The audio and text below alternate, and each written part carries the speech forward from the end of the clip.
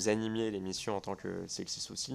Vous écriviez sur vos réseaux sociaux, je vous cite, j'ai plein de nouveaux followers ces derniers jours, donc piqûre de rappel, ACAB, donc All Cops or Bastard, donc tous les policiers sont des bâtards, le racisme anti-blanc n'existe pas, le féminisme qui exclut les femmes trans, les travailleuses du sexe ou les musulmanes n'est pas du féminisme, men or trash, donc les hommes sont des déchets, PMA pour toutes, fin de la citation. Mes tweets personnels, franchement, ça m'embête un petit peu. Je pense que vraiment, c'est pas l'objet de cette commission. Par ailleurs, et comme je l'ai dit, et je suis désolée de me répéter, mais je l'ai déjà dit la dernière fois, mes tweets personnels, ils relèvent de ma liberté d'expression, de ma liberté d'opinion. Suite à l'audition, un certain nombre des participants de France Télévisions ont été également victimes de propos insultants, de menaces sur les réseaux sociaux, et Diane n'a pas échappé à ça. Donc c'est aussi une situation délicate à gérer pour des gens qui ne sont plus ou pas exposés et qui sont plutôt des gens qui travaillent dans l'ombre. En fait, Madame Sarraquet, vous n'aviez pas forcément retenu un peu les leçons de pudeur que pourrait imposer un tel exercice, notamment sur les réseaux sociaux. J'ai pu voir par exemple sur votre compte Blue Sky, qui était en public, que vous vous adressiez directement à moi, et je vous cite, perso, comme j'ai réussi à ne pas lui sauter à la jugulaire en parlant de moi, ni exploser de rire devant le ridicule de ses attaques, je considère que c'est une grande réussite. Vous animiez l'émission en tant que Sexy Souci.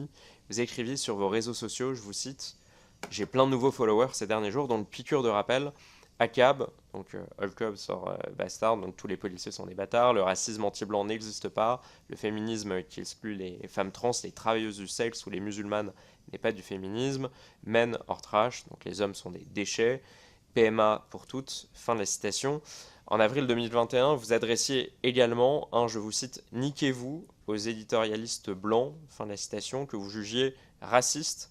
En novembre, vous écriviez encore, je vous cite, les blancs, arrêtez d'expliquer aux racisés ce qui est ou non raciste, ou encore, je vous cite encore, la France n'est pas un pays laïque, c'est un pays cathocentré, profondément antisémite et islamophobe, fin de la citation. Madame Sarraquet, avec ses positions aussi hostiles à l'égard de notre pays, à l'égard des Français, pourquoi est-ce que vous avez choisi de travailler pour le service public ? Merci pour votre question, monsieur le rapporteur. Donc, je vois qu'on revient sur mes tweets personnels. Franchement, ça m'embête un petit peu. Je pense que vraiment, c'est pas l'objet de cette commission.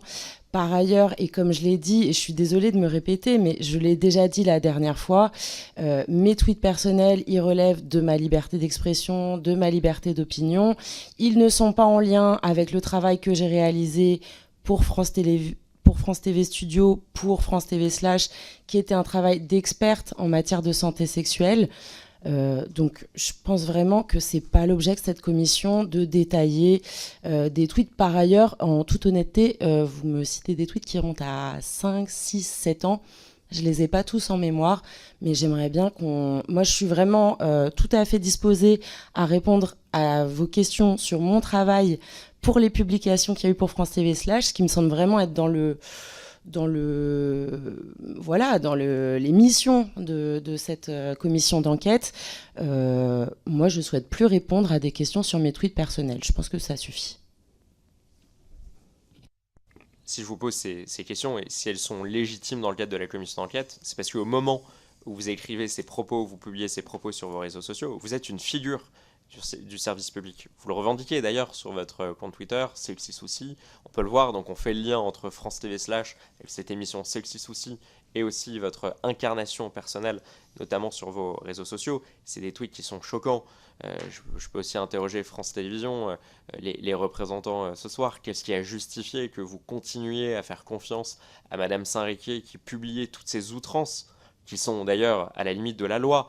On l'a rappelé lors de la dernière audition, ça semble ne pas émouvoir Madame Soudé, qui s'en indigne, mais un appel au meurtre vis-à-vis d'une personnalité politique, c'est profondément choquant et ça peut d'ailleurs appeler et amener à des poursuites pénales. Qu'est-ce qui fait que vous ayez servi le service public? Qu'est-ce qui fait que vous ayez choisi de vous engager pour le service public de l'audiovisuel, alors même que donc, vous considérez la France comme un pays profondément antisémite et islamophobe?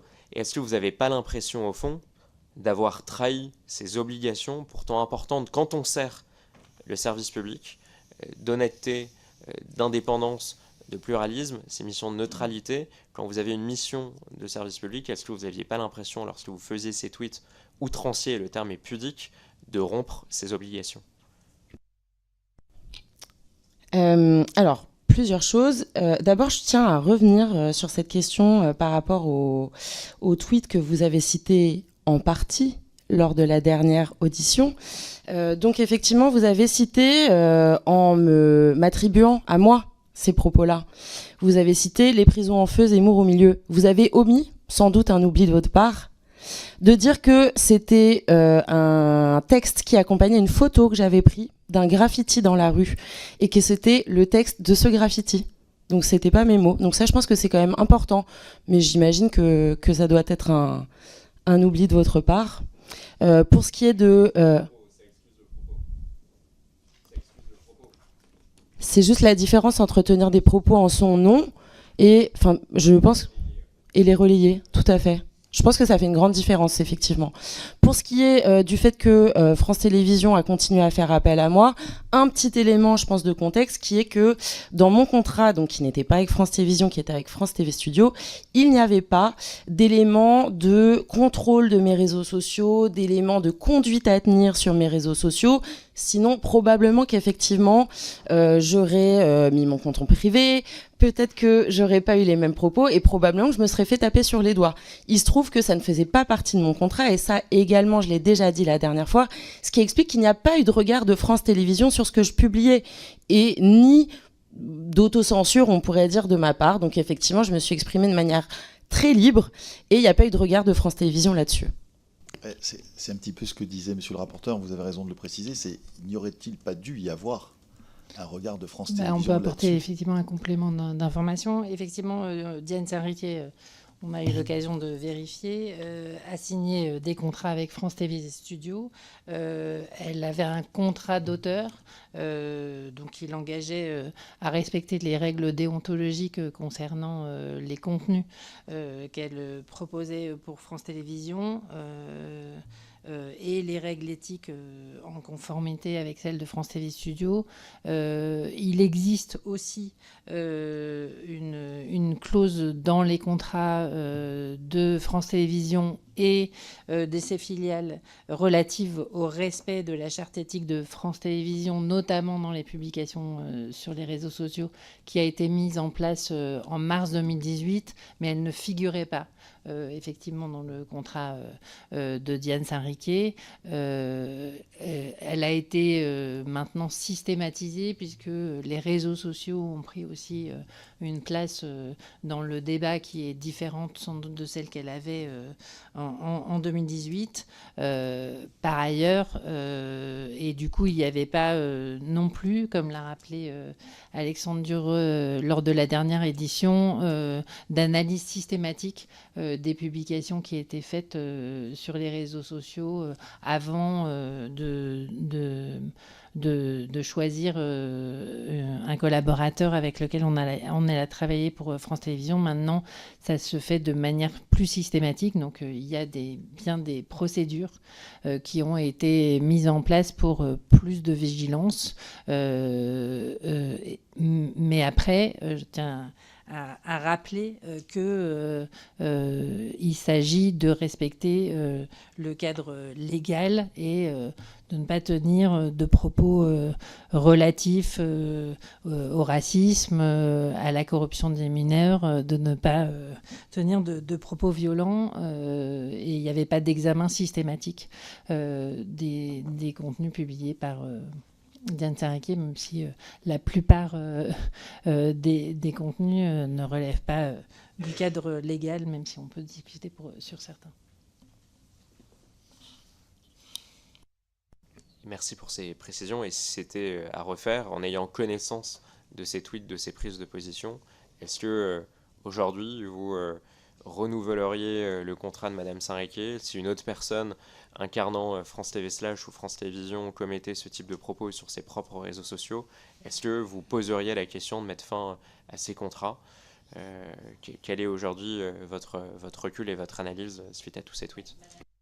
été choisi, on l'a rappelé également lors de la dernière audition en raison de son expertise sur les questions d'éducation à la sexualité. On vous a mentionné qu'elle faisait partie du dictionnaire des expertes, qu'elle avait été choisie par un certain nombre d'institutions pour travailler sur ces sujets. Donc c'est bien pour ces raisons qu'elle a été choisie par France Télévisions et qu'elle a travaillé avec nous pendant de nombreuses années sur un sujet particulièrement important pour les jeunes adultes. Comme Diane Saraki vous a répondu, je pense qu'on l'aurait appelé à plus de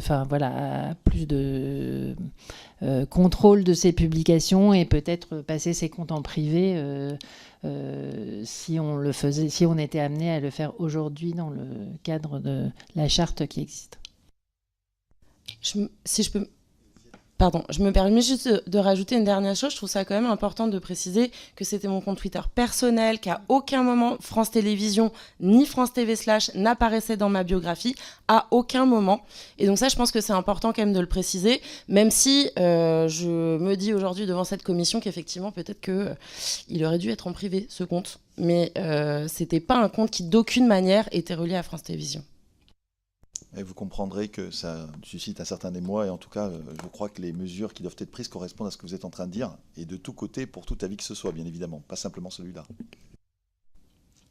Et d'ailleurs, on peut quand même signaler que suite à l'audition, un certain nombre des participants de France Télévisions ont été également victimes de propos insultants, de menaces sur les réseaux sociaux, et Diane n'a pas échappé à ça. Donc c'est aussi une situation délicate à gérer pour des gens qui ne sont plus ou pas exposés et qui sont plutôt des gens qui travaillent dans l'ombre. Et vous avez raison. Et de la même façon, suite à cette première audition, j'ai pu voir que, en fait, Madame Saraki, vous n'aviez pas forcément retenu un peu les leçons de pudeur que pourrait imposer un tel exercice, notamment sur les réseaux sociaux. J'ai pu voir, par exemple, sur votre compte Blue Sky, qui était en public, que vous vous adressiez directement à moi. Et je vous cite, perso, comme j'ai réussi à ne pas lui sauter à la jugulaire en parlant de moi, ni exploser de rire devant le ridicule de ses attaques, je considère que c'est une grande réussite. Fin de la citation. Bon, j'ai reçu un certain nombre de messages, probablement de vos soutiens dans les heures qui ont suivi l'audition, des messages d'ailleurs de menaces. Donc je me permets aussi de réagir à ce que vous pouviez dire. Je le rappelle, c'est une commission d'enquête qui a été votée démocratiquement dans le cadre de la commission des affaires culturelles. Elle a été approuvée à majorité. C'est celle de vérifier notamment les éventuelles entorses au principe de neutralité très important de l'audiovisuel public que vous incarnez tous ce soir dans le cadre de nos auditions. Mes questions, la première fois, vous le savez, ont porté sur vos déclarations, certes sur votre compte Twitter. Vous vous exprimiez à titre personnel, mais c'était un compte Twitter qui a été public. Vous pouvez très bien faire le lien entre votre figure du service public et vos propos. Vous avez tenu des propos qui, je pense, peuvent être considérés par un certain nombre de personnes comme choquants, contre les Blancs, contre la police, valorisant des appels au meurtre, visant des personnalités politiques, même si visiblement Ercilia Soudé semble pas forcément les soutenir, mais en tout cas ne pas les juger choquants. Il y a des contenus aussi qui faisaient la promotion de la pornographie transsexuelle payante auprès d'un public parfois mineur. Bref, est-ce que, au fond, vous comprenez une forme d'incompréhension, d'indignation de la part de certaines personnes qui nous conduisent à vous poser ces questions? Je pense qu'il n'y a pas que moi qui se pose ces questions, il y a peut-être aussi beaucoup d'autres Français qui, à la lecture de ces contenus, ont pu se les poser. Donc voilà, je retiens, et ce sera le mot de la fin en tout cas pour moi, vos mots, monsieur Dureux, où vous convenez, et je trouve ça d'ailleurs très honorable et très louable, que votre mission est de créer du commun, de favoriser un civisme partagé, que parfois vous avez pu faire des erreurs, que vous n'assumez aujourd'hui pas toutes les publications qui ont pu être faites sur France TV /.